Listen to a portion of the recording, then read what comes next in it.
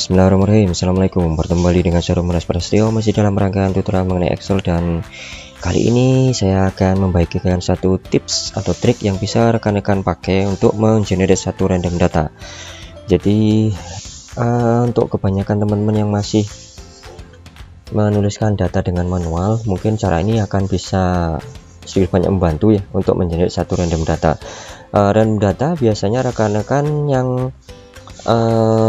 bisa ambil adalah random angka ya. Jadi misalnya rekan-rekan mengenerate angka dari 1 sampai 10 lah misalnya, dengan baris per barisnya kita bisa menggunakan satu formula. Atau cara yang pertama rekan-rekan gunakan, mungkin ya jika rekan-rekan masih benar-benar pemula di Excel, akan menggunakan satu penulisan angka yang manual, seperti misalnya angka pertama adalah 3, misalnya habis itu 6, habis itu 9, ya berapapun lah.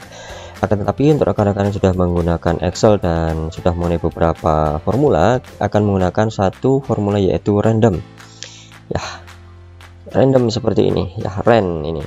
Akan tetapi jika kita menggunakan random, misalnya seperti ran, saat kita tutup kurung tekan enter, dia akan mengenerate satu angka yang acak ya, antara 0 sampai 1 ya. Sehingga untuk mengenerate angka 0 sampai 10, kita harus mengalihkan si random ini dengan 10 ya. Kalikan dengan 10, tekan enter ya. Seperti ini, jika saya klik dan drag seperti ini, dia akan mengenerate angka antara 0 sampai 10. Jika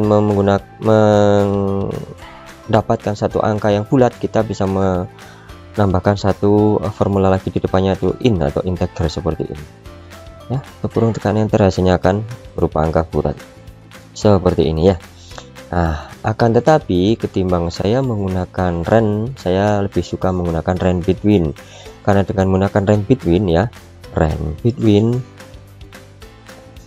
kita bisa membatasi batas bawah angkanya berapa, misalnya 3, kemudian topnya koma ya, kemudian kita kasih batas atasnya misalnya 10, tutup kurung tekan enter, maka si formula ini akan mengenerate angka antara 3 sampai 10 seperti ini, dengan angka 3 dan 10 include ya.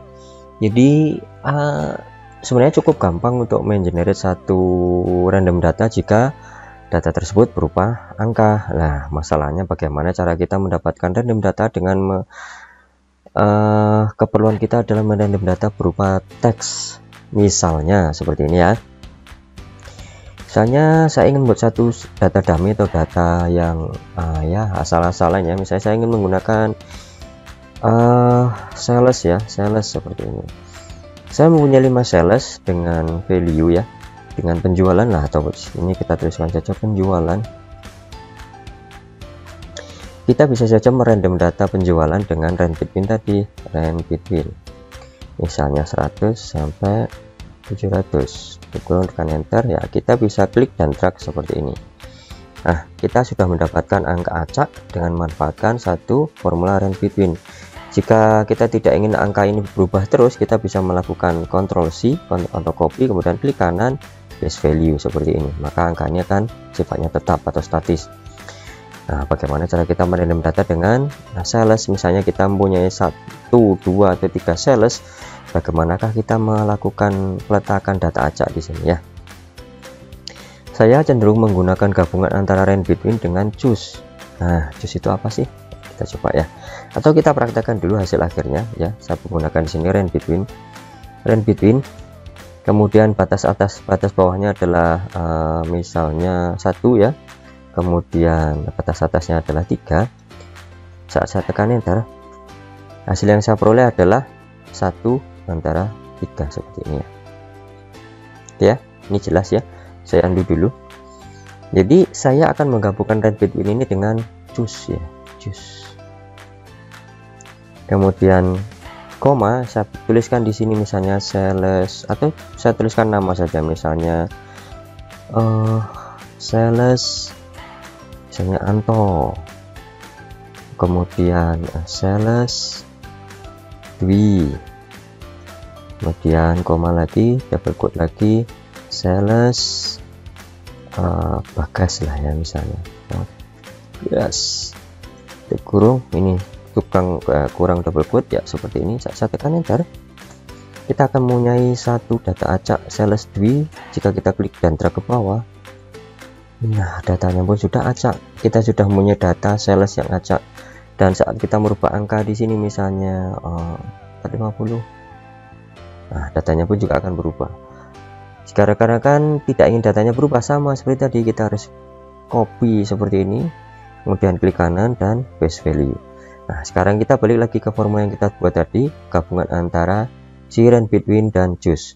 Tadi range between sudah saya jelaskan di awal bagaimana penulisan formulanya dengan hasil yang dihasilkan ya, atau output yang dihasilkan. Sekarang kita bahas mengenai choose ya. Choose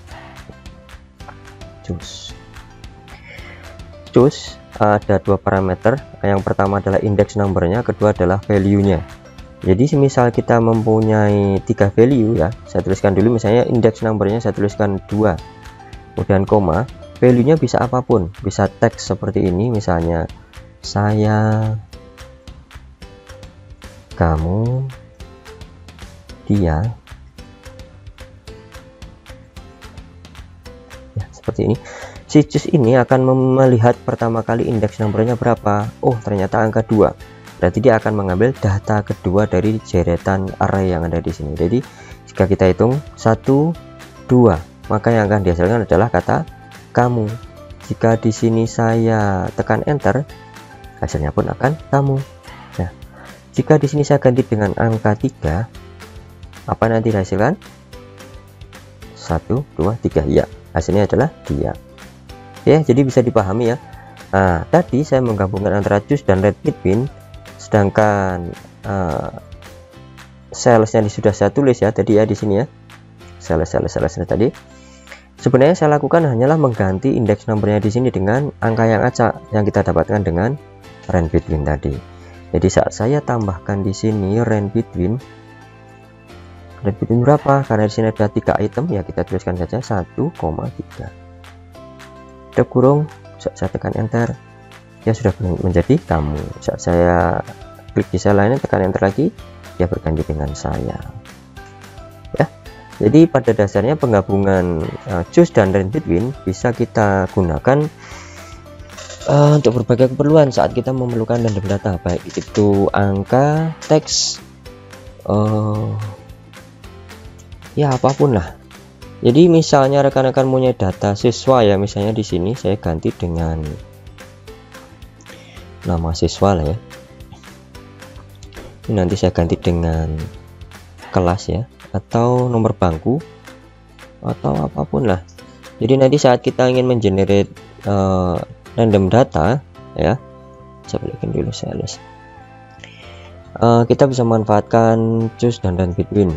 Jadi bisa untuk mengacak tempat duduk siswa, bisa untuk mengacak data yang ingin diolah secara dummy.